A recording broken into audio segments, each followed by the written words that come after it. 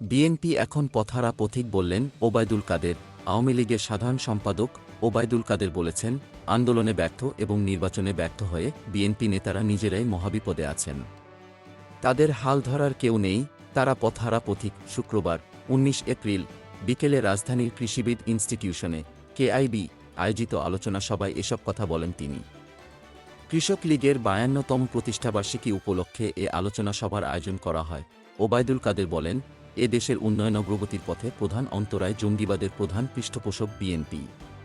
দেশের উন্নয়ন সমৃদ্ধিকে বাঁচাতে হলে যে কোনো মূল্যে এদেরকে রুখতে হবে। তিনি বলেন, বিএনপি নিজেরা বিপদে পড়েছে বলে গুজব ছড়ায়, দেশকে বিপদে ফেলার অপচেষ্টা করে।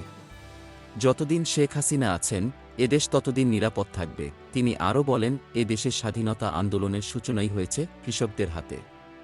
কৃষি বাংলাদেশের অর্থনীতি বাঁচবে। এটাকে গুরুত্ব দেওয়ার ফলে বৈশ্বিক